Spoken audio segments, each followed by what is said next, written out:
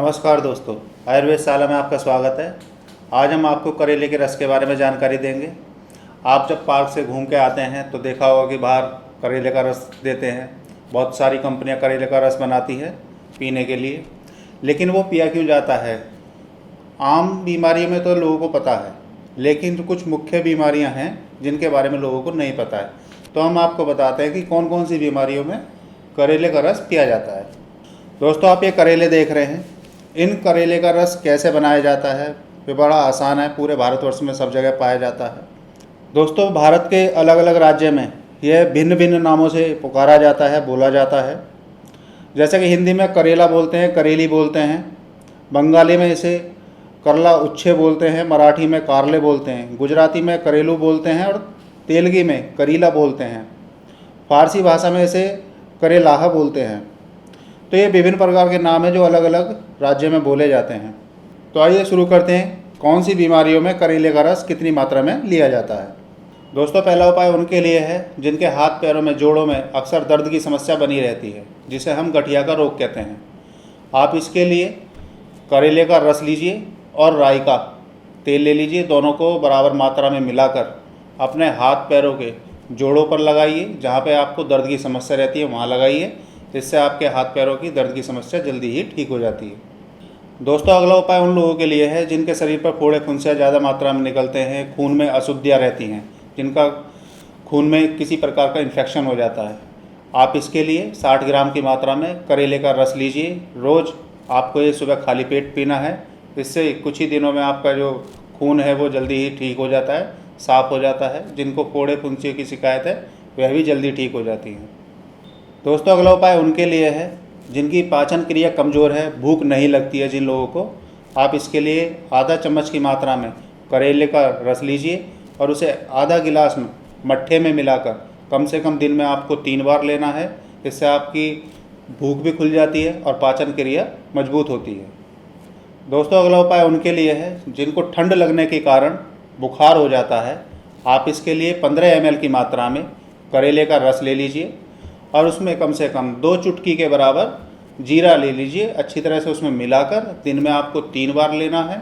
इससे जिनको ठंड लगने के कारण जिनको बुखार चढ़ जाता है वह जल्दी ही ठीक हो जाता है। दोस्तों, अगला उपाय उन लोगों के लिए जिन्हें सांस से संबंधित परेशानी है, जिनको दमे की शिकायत है, जिनको दमे का रोग रहता है। तो आप इसके लिए 1 चम्मच की मात्रा में करेले का रस ले लीजिए और 1 चुटकी की मात्रा में आप इसमें सेंधा नमक मिलाकर रोज़ सुबह और शाम 2 समय लेना है आपको खाना खाने के बाद। तो इससे आपको दमे के जितने भी रोगी हैं उन वो जल्दी ही ठीक हो जाते हैं। सांस से संबंधित और भी कोई परेशानी होती है तो वह भी ठीक हो जाती है। दोस्तों, अगला उपाय उन लोगों के लिए है जिनको लगातार कब्ज की समस्या बनी रहती है, पेट साफ नहीं हो पाता है आपका। आप इसके लिए 1 चम्मच की मात्रा में करेले का रस लीजिए। जीरा लेना है आपको आधा चम्मच की मात्रा में। 2 चुटकी आपको सेंधा नमक लेना है। इन तीनों को अच्छी तरह से मिलाकर इसकी चटनी बना लीजिए और रोज़ सुबह को खाली पेट आपको इसको लेना है। और इससे आपकी जो कब्ज की समस्या जो लगातार बनी रहती है वह दूर हो जाती है, पेट साफ हो जाता है। दोस्तों, अगला उपाय उन लोगों के लिए है जिनके पेट में गर्मी रहती है, मुंह में छाले बनने की शिकायत लगातार बनी रहती है। 200 ग्राम की मात्रा में करेले का रस लेना है। थोड़ी सी फिटकरी डालकर उसको गर्म करना है और उसे अच्छी तरह से छानकर उस गुनगुने रस से आपको कुल्ला करना है दिन में 2 बार। तो जिनको बार बार ये छाले बनने की जो शिकायत रहती है मुंह में, वह जल्दी ठीक हो जाती है। दोस्तों, अगला उपाय उन लोगों के लिए है जिन्हें शुगर की शिकायत रहती है, जिसे डायबिटीज़ है, जिसे हम मधुमेह भी कहते हैं। आप इसके लिए 25 ml की मात्रा में करेले का रस लीजिए। नाश्ता करने के बाद 25 ml की मात्रा में करेले का रस लेकर थोड़ा सा उसमें सेंधा नमक मिलाकर आप उसको रोज़ लीजिए। किसी भी एक टाइम लेना है पूरे दिन में, सुबह को ले सकते हैं या शाम को ले सकते हैं। तो कुछ दिन लगातार लेने से आपकी जो ये डायबिटीज़ की जो शिकायत है वह जल्दी ही ठीक हो जाती है। दोस्तों, अगला उपाय उन लोगों के लिए है जिन्हें जॉइंटिस की शिकायत है, जिसे हम पीलिया कहते हैं। तो 1 चम्मच आप करेले का रस लीजिए और उसमें 1 चुटकी कुटकी मिलानी है आपको। ये एक जड़ी बूटी होती है, उसे 1 चुटकी मिलाकर अच्छी तरह से दिन में कम से कम रोगी को आपको 3 बार देना है। तो कुछ ही दिन में ये जो पीलिया का रोग है वो ठीक हो जाता है। दोस्तों, अगला उपाय उन लोगों के लिए है जिनको घमौरियाँ निकल जाती हैं, शरीर पर दाने हो जाते हैं। तो आप इसके लिए 10 ml की मात्रा में करेले का रस ले लीजिए और उस रस में खाने वाला मीठा सोडा होता है, उसमें 5 ग्राम की मात्रा में आपको मिलाकर दिन में कम से कम 3 बार लेना है।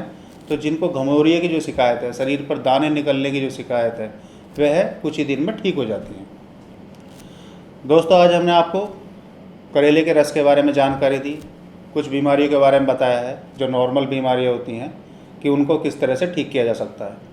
हमारा अगला वीडियो जो होगा वो करेले के रस के बारे में ही है, जो बहुत महत्वपूर्ण बीमारियों के लिए करेले के रस का जिसमें इस्तेमाल किया जाता है उसके बारे में हम आपको जानकारी देंगे। दोस्तों, अगर आपको हमसे कोई भी सवाल पूछना है तो कमेंट करके आप पूछ सकते हैं। हमारे वीडियो को लाइक कीजिए, शेयर कीजिए। अगला वीडियो देखने के लिए बेल आइकन का बटन ज़रूर दबाएं। दोस्तों, आयुर्वेद शाला को सब्सक्राइब करो, क्योंकि आयुर्वेद शाला है आयुर्वेद की पाठशाला। नमस्कार।